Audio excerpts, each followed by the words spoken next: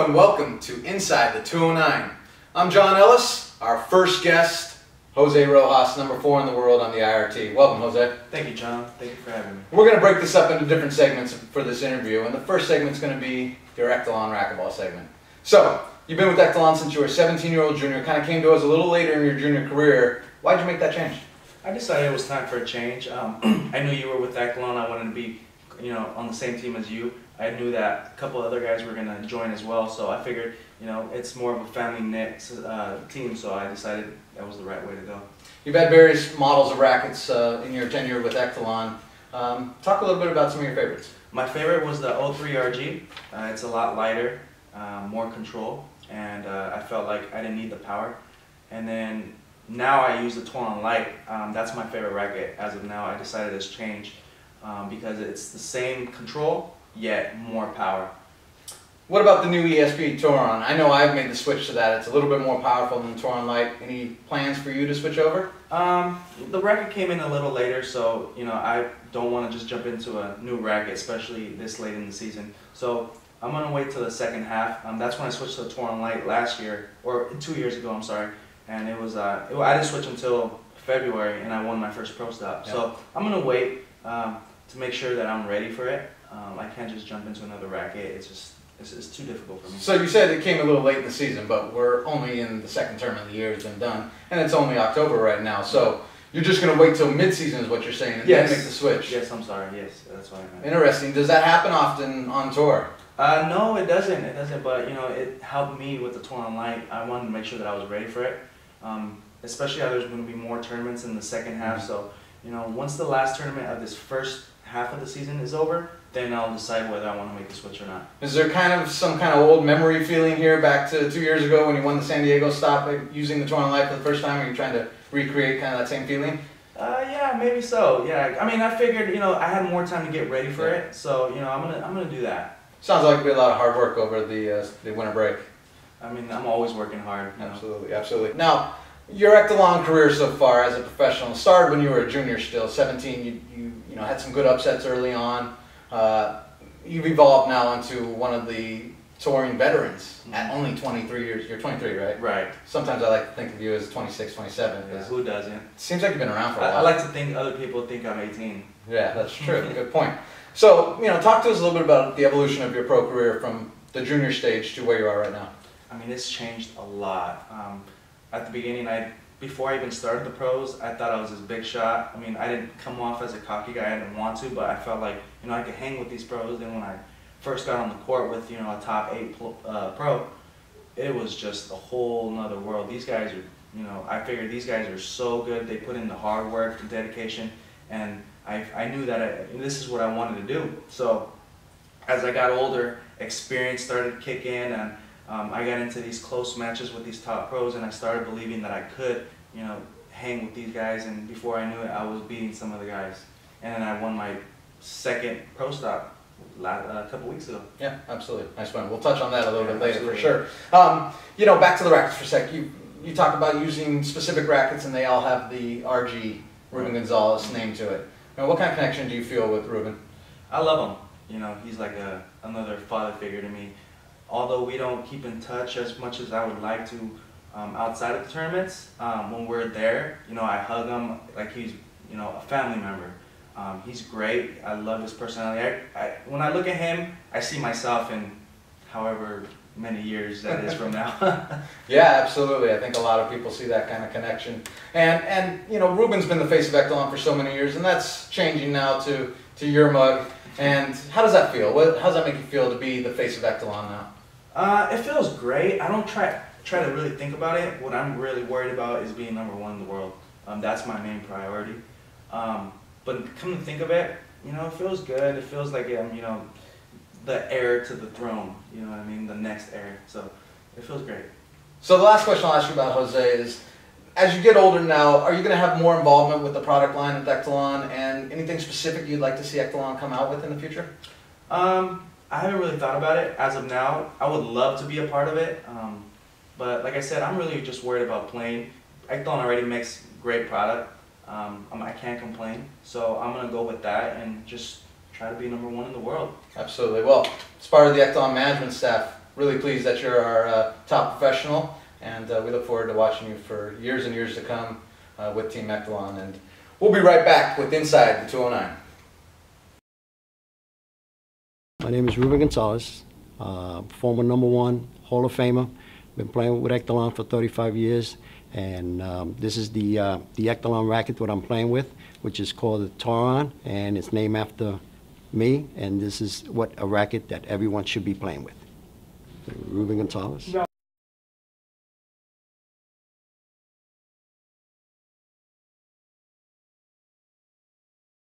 What's up? Downtown Phoenix, Why Not Cafe. Throwing down, check this out. Look at this. I'm about to throw down awesome Southwest burrito, sans the tortilla. This place is awesome, fresh, locally grown, organic, all that good stuff. And in fact, everything is so fresh. I tried to order my burrito with a side of sour cream one day. Didn't actually work out because I found out that there's no freezer in the back, so there's just nowhere to store the sour cream. That's how fresh everything is. All right. Eat clean, train hard, enjoy.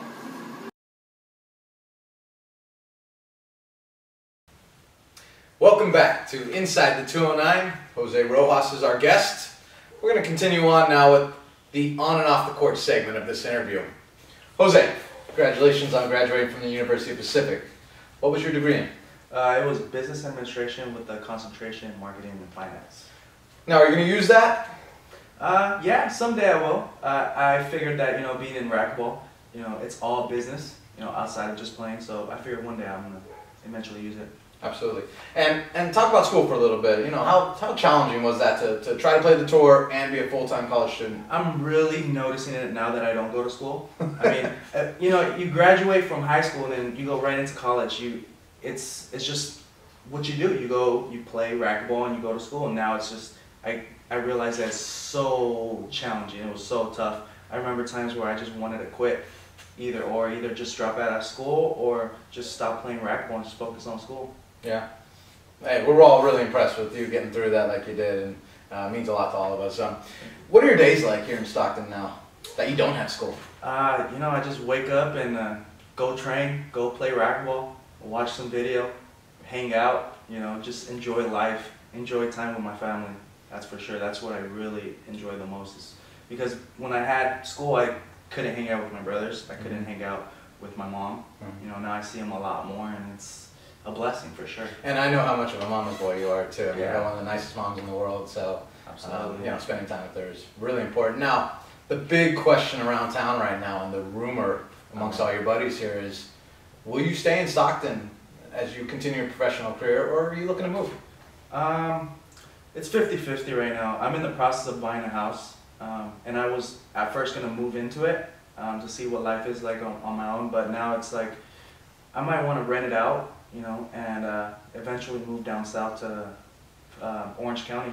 Why Orange County? I love Orange County. I love the beach. I've always wanted to live by the beach, whether it was right on or near it. Right now I'm hour 45 away from a cold beach, but still a nice beach. No, it's cold though. Yeah, really cold. But Orange County, it's warm. I love the atmosphere. It's way different than Stockton, and I think eventually one day I'll be down there, even if it's just temporary. Yeah, it's not that far from Stockton either. Quick plane flight, drive up, no big deal. What about the outdoor scene down there? Is that drawing you at all? Absolutely. I've always wanted to play outdoor more than once or twice a year. I'm not going to get addicted to it like most people do when they get down there, because I don't want it to affect my indoor game.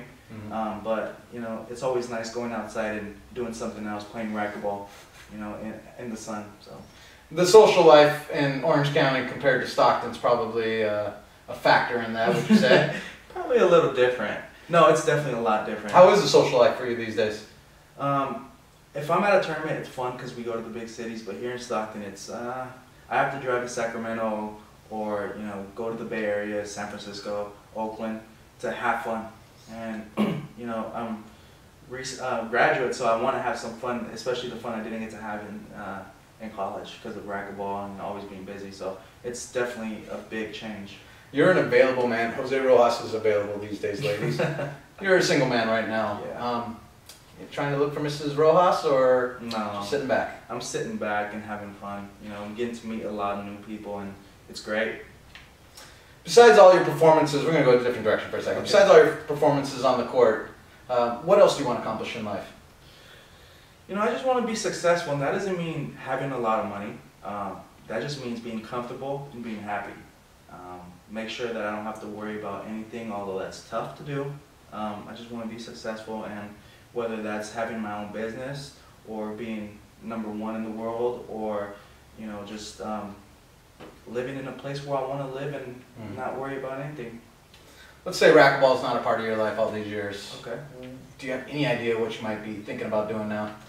Yeah, I probably would still be in school. I always told myself I'd probably want to be a doctor, or just a lawyer or something, you know, major. But since racquetball came into my life, you know, I couldn't be happier. I'm having fun doing what I do, and I would be miserable if I was trying to be a doctor. Well, maybe. Maybe not until after, you know, after the studying and all the 20 years of school or whatever it takes. I wouldn't know anything about that, so I led the lifestyle that you're leading right now. So I'm with you on that. Yeah, absolutely. No, let's switch over to the IRT for a second. You know, you've had this reign with Menino and Mueller and Karp and a couple other members of their staff. How do you feel like it's going with the IRT and the direction? I feel like it's going well. I got to play 1 year under Dave Negretti, and I really didn't know. I was young. I didn't really pay attention. I just wanted to play racquetball. And now, as I get older, I'm watching what Menino does, and it seems like he's doing a really good job. You know, he treats me like, you know, family, so that's what I really like the most about it. The fact that there's a lot of tournaments on the schedule, you know, I couldn't complain. You know, it's more money in my pocket. Yeah. But you know, as for the sport, I think they're doing a good job. You know, I think they're doing the best they can. So, I mean, you can only do so much with this sport, I would think. Yeah, it's got its challenges for sure that we all know about, and that's maybe a different discussion. Right. You know, one of those events that you have that you mentioned about the schedule and the increased tournaments is at your home club here. It's the one we put on. It's going to come out with a new name this year that we're talking about. You and I are discussing, and Nick and all our other buddies. But what are the pros and cons about having a hometown IRT event? I mean, everything changes from the amount of pressure that's put on you because you're playing in your home club to, you know, the not the routine. You're not at a hotel, you're at your home. So now you're dealing with all those factors. When I'm on the road, I don't have anybody, you know, in my ear as much. You know, when I'm at home, you know, when I'm playing that tournament, I have my mom, my dad, you know, my nephew, my brothers. You know, it's different for sure. Yeah, absolutely. Absolutely. What's your most important tournament to win in all the IRT events? I mean, besides the U.S. Open, it's definitely my hometown. So U.S. Open's more important than Stockton Prime, or whatever our new name will be. Yeah. For now, I mean. Answer this carefully. Yeah, I know. No, Stockton Prime's definitely up there. I can't choose because U.S. Open is such a prestigious event. You know, you always want to win that event. Not many people can say they have. So I want to be a part of that crew. Yeah. And also I want to win the one in my own hometown. Can you imagine the celebration when you, or let's say one of the other guys, Markey or Jose Diaz, Bobby Horn, can you imagine the celebration it'll be with one of us winning our own stop? I think there would be a mini parade. It'd be like the Lakers winning the championship this year, which I hope they will. No, I don't agree with that one bit at all. So let's switch it and go a little sideways for a second and talk about doubles. Okay. Not much IRT doubles in the past, nothing recently. Would you like to see that make a comeback? Absolutely, it's fun. Doubles is a great game. It'd be interesting to see who would team up. Yeah. Yeah. And that's my next question. Who would be your ideal partner? That's tough to answer. I already have a partner going in. Who's that? Well, going into national doubles, playing with Rocky Carson. Oh, Yeah. he's a decent partner. Yeah, he's pretty good. So is he going to play the right? Yeah. Yeah, we talked about it already. He's going to play the right. So let me ask you this then. Let me put you on the spot here. I won't do it very often, but I'm going to put you on the spot. IRT has a couple of pro stops coming up for doubles, let's say in the 2015 season. And you have Rocky Carson, who you played national doubles with this past year. And you got Kane Wazelinchuk, who says, hey, Jose, play the right with me. What do you do? It's a tough one. It depends on how I do with Rocky. If I feel like I was comfortable playing with Rocky, we win, and we just keep getting better from there, I mean, I'm going to keep playing with Rocky. It's a whole different game in doubles. Yeah. You know, you don't have to really guess where he's going to go. I mean, you look at Kane, whose serves are just insane. You don't know which way he's going, but now you kind of do. Yeah. So you can prepare for it better. I think we're all up there in that same level. So, I mean, at that point, you just have to be a good team. It would be really interesting to watch some of this, see some doubles at the IRT level. I hope it happens. Hope it's instigating some ideas out there, everybody. Female racquetball, women's racquetball. We just had an LPRT Pro Stop at our home club. You were there the whole time, very much a part of it, played mixed doubles with Sharon Jackson. Mm-hmm. Who is your favorite female player out there in the world? That's an easy one. Yeah. Vero Sotomayor. Oh yeah? Yeah, she's definitely my favorite. Why is that? She's family. She's always lived down here. She always comes down to train. We've gotten close these past couple years. And I just know the talent that she brings to the table, and she's just going to keep getting better. I mean, she already took a game off of Paola. You know, what's next? The match, and then next will be your title, I would think. But, you know, I love all those girls. Paola's a great girl. She's done a lot for the sport. And the fact that all the young girls that are coming up from Latin America is great. But I think the one that shines the most is Vero, for sure. Cool, cool. Last question I'll ask you right now. If you could play professional racquetball and stay in the top 5, how long would you actually want to do that? I mean, what I mean by this is, when do you foresee the next stage coming where pro racquetball is not as important as it is right now? Well, in this stage of my life, thinking about it for the future, I would say if I could play at 100, I will. But, you know, it changes once you have family and kids, for sure. So, you know, I'm not there yet, so I wouldn't know. Maybe 40, 50, I can't say. Bottom line is you're in it for the longevity. You want to be around for a long time. I want to play for a really long time, especially if the sport takes off in, you know, a few years. You know, you always have that, you always want to be optimistic about it. And I'm real optimistic, and I would assume that it will take off, so I want to be in it for the long run. I lied about the last question. I've got one more for you now that you answered that one. U.S. team playing, representation. What does that mean to you, and how long do you plan on being a part of that? I love playing for the U.S. It's great. The events are fun. You know, it's less, I wouldn't say intense because they're all intense, but it's a lot more fun just because these pro stops, you're all business and that's it. And then these U.S. events are definitely fun. I love playing for your dad, Coach Ellis, and you know, just the people from all over the countries. I mean, all over the world from different countries. You know, they're all great people, and you don't get to see them at pro stops. So I definitely take advantage of that. So if you had your choice between the Pan Am Games Gold, the next one coming up, which I believe is 2017, or just an IRT Pro Stop Tier 1 win anywhere? I would say the Pan Am Games Gold. Really? The reason for that is because I have 2 Pro Stop wins already, and the Pan Am Games comes once every 4 years. Really? And not many people can say they have golds, Pan Am Games Gold. Not many can, you're right. You know. Not many can say they're IRT Pro Stop winners either. Not many can. Yeah, but I have 2, so, I mean, if you said US Open, that changes things. Sure. And that's why I said just any regular Pro Stop. But I'm surprised a little bit, I won't lie. I would think that the Pro Stop wins mean more at every Tier 1 event than the Pan Am Games. I'm not saying that it doesn't mean anything to me because it means a lot. But what I'm saying is the Pan Am Games happens once every 4 years, and you have a Pro Stop, you know, 15 times in a year.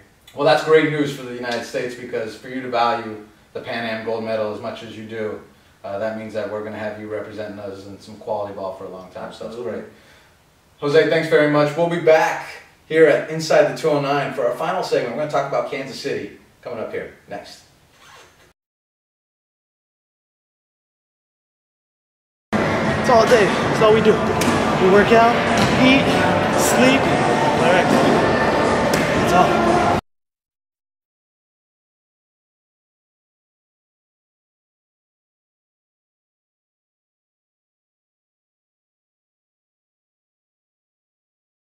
Ladies and gentlemen, Rojas at match point. Rojas at 10-4. match point opportunity for the match. To the backhand, forehand set. Kane skips the match. Oh my goodness. What a match. What a match. Listen to the crowd.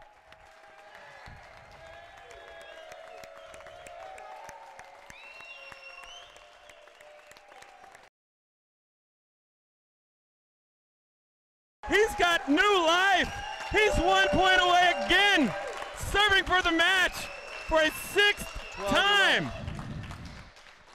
Can he do it? The serve, the backhand side. Rocky's right there. That's a great get.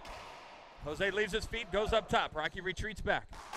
Jose's got this off the back glass. Leaves it just a little bit up. Rocky's there, but it sails off the back wall. And Jose Rojas has somehow fought back and won in Kansas City. Oh my gosh, I can't believe it.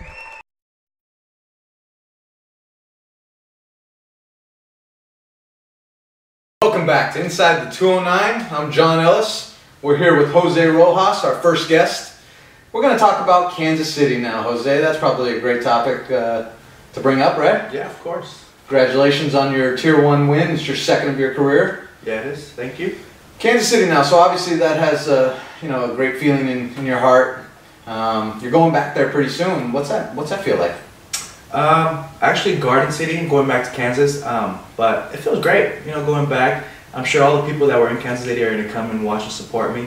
Kansas City, whoop.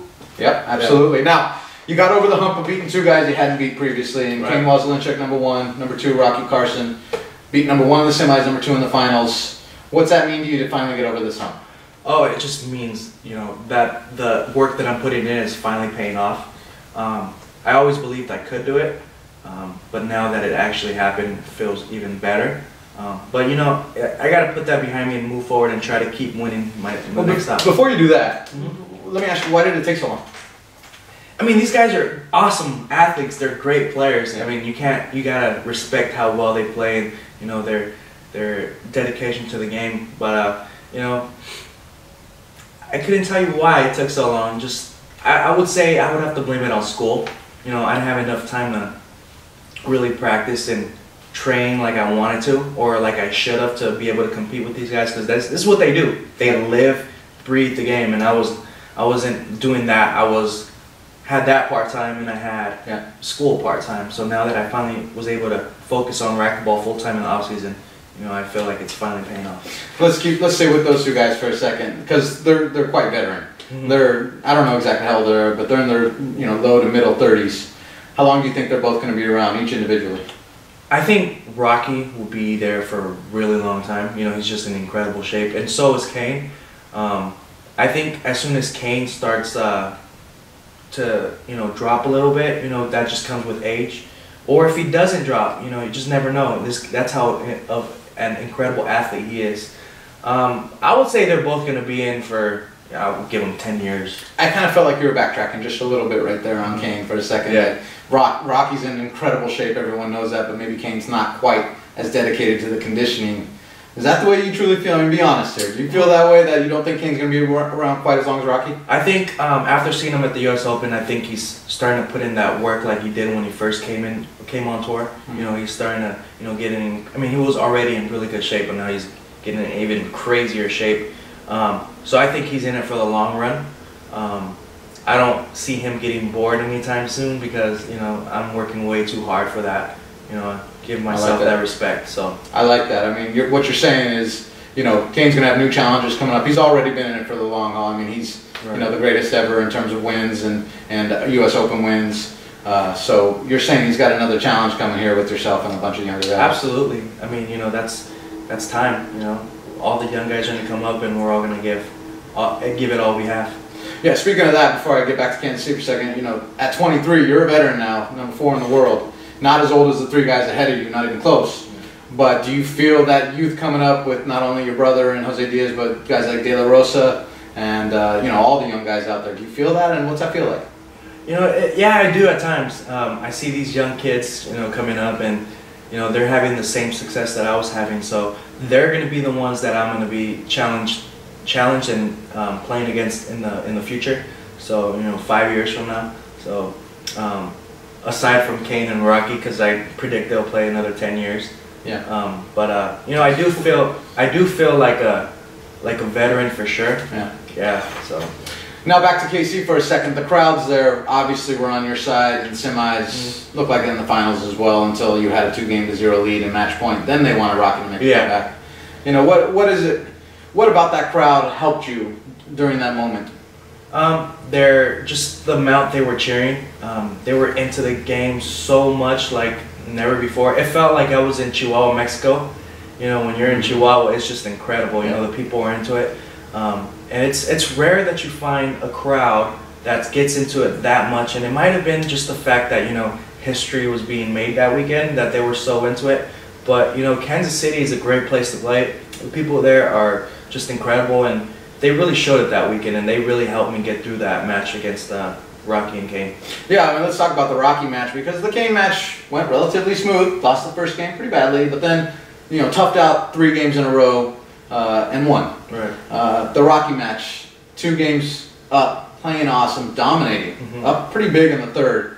Then it all kind of fell apart for a little while, for about an hour.